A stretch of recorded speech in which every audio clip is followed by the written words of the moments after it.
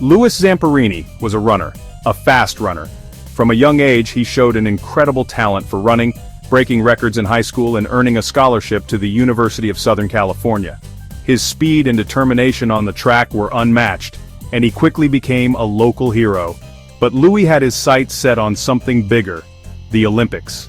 He was an Olympian, representing America in the 1936 Berlin Olympics.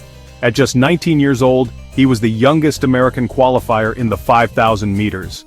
Competing against the world's best athletes, Louis held his own, finishing 8th but setting a record for the fastest final lap. His performance caught the eye of Adolf Hitler, who personally congratulated him after the race. He was destined for greatness on the track. His Olympic dreams were just beginning, and he had his sights set on the 1940 Tokyo Olympics. But as he trained harder and pushed his limits, the world around him was changing. The winds of war were beginning to blow, and the future was uncertain. But the world had other plans. The outbreak of World War II in 1939 changed everything. The 1940 Olympics were cancelled, and the world was plunged into chaos. For Louis, the dreams of Olympic glory were put on hold as he faced a new and more dangerous challenge. War came calling, and Louis answered. Like many young men of his generation, he felt a sense of duty to serve his country. He enlisted in the U.S. Army Air Corps, determined to contribute to the war effort in any way he could. He joined the U.S. Army Air Corps, becoming a bombardier on a B-24 Liberator. The transition from athlete to airman was not easy, but Louis approached it with the same determination and resilience that had made him a champion on the track. He trained rigorously, learning the intricacies of aerial combat and the responsibilities of his new role. He traded his running shoes for combat boots, his Olympic dreams for the perilous skies above the Pacific. The life of a bombardier was fraught with danger, and every mission carried the risk of not returning. But Louis faced these challenges head-on, driven by a sense of duty and a desire to protect his fellow soldiers. Louis Zamperini, the Olympian, became Louis Zamperini, the airman. His identity shifted, but his core values of perseverance, courage, and determination remained unchanged. He quickly earned the respect of his comrades and became known for his unwavering spirit and dedication. His bomber, nicknamed Superman, was sent on a search and rescue mission. These missions were critical, often involving the search for downed airmen in the vast expanse of the Pacific Ocean. The crew of Superman knew the risks, but they were committed to their duty. It was a routine mission, or so they thought. The skies over the Pacific were unpredictable, and danger lurked at every turn. As they flew over the vast ocean, the crew of Superman remained vigilant, knowing that their lives depended on their skill and teamwork. Fate, however, had a cruel twist in store. The mission that seemed routine would soon become a fight for survival, testing Louis Zamperini in ways he could never have imagined. The Olympian who once raced against time would now race against the odds, facing challenges that would push him to the very limits of human endurance. May 27, 1943. A day that would forever change the lives of those aboard the B-24 Liberator known as Superman. This date is forever etched in the memory of Louis Zamperini, a former Olympic athlete turned bombardier. The mission had started like any other, but fate had different plans. A date forever etched in Louis's memory. The skies were clear, but the atmosphere inside the plane was tense. Louis and his crewmates were on a search and rescue mission, but little did they know, they would soon need rescuing themselves. Superman was hundreds of miles off course, crippled by mechanical failure. The engine sputtered and the crew could feel the plane losing altitude.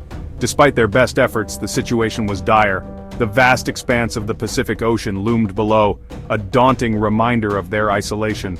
The Pacific, vast and unforgiving, awaited below. Then, it happened. The plane shuddered violently, and the crew braced for impact. The bomber plunged into the ocean, tearing itself apart upon impact. The force of the crash was immense, and the cold, dark waters of the Pacific swallowed the wreckage. The bomber plunged into the ocean, tearing itself apart upon impact. Louis, along with two other crewmates, Phil and Mac, were thrown into the churning sea. The initial shock of the cold water was overwhelming, but survival instincts kicked in. They struggled to stay afloat amidst the debris and chaos. Louis, along with two other crewmates, Phil and Mac, were thrown into the churning sea. The three men clung to life vests and pieces of the wreckage, their bodies battered and bruised. The ocean was relentless, with waves crashing over them, making it difficult to breathe. They were alive for now. But their ordeal was just beginning. The vastness of the Pacific meant that rescue was uncertain. The men had to contend with the elements, the threat of sharks, and the ever-present danger of dehydration and starvation. Each passing moment was a test of their endurance and will to survive. But their ordeal was just beginning. The stormy ocean with its dark clouds and ominous waves was a constant reminder of their precarious situation. The men had to rely on each other for support and strength, knowing that their survival depended on their ability to stay together and stay hopeful. The fight for life had only just begun. Adrift in a tiny raft, the vastness of the Pacific became their prison. The sun beat down mercilessly, baking their skin. Hunger gnawed at their bellies, thirst parched their throats. Days turned into weeks, hope dwindling with each passing sunset. They caught the occasional fish, their only sustenance. Rain provided precious drops of water, but the ocean was a cruel mistress. One day, the drone of an aircraft engine shattered the silence. A Japanese bomber appeared, circling their fragile raft.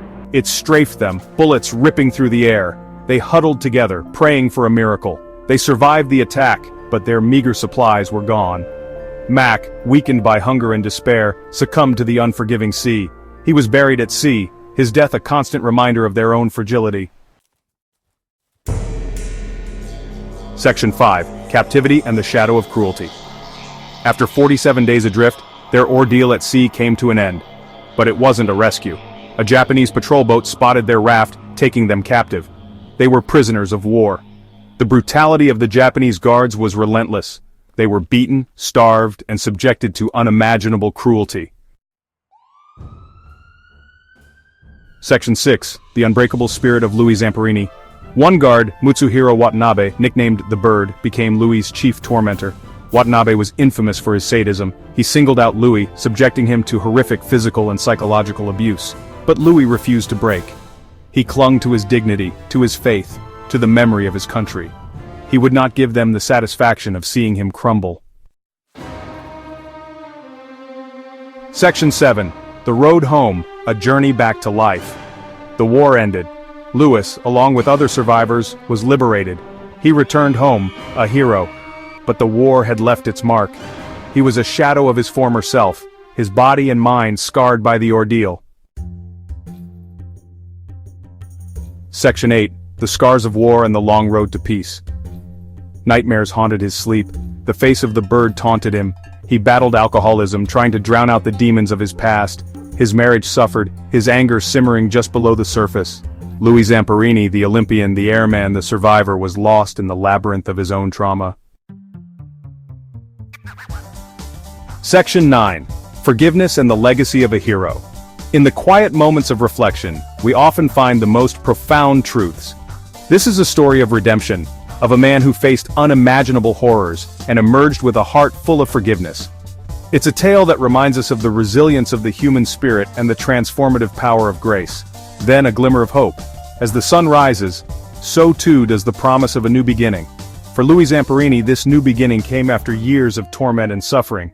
He had endured the brutality of war, the harshness of captivity, and the struggle of returning to a life that seemed forever changed.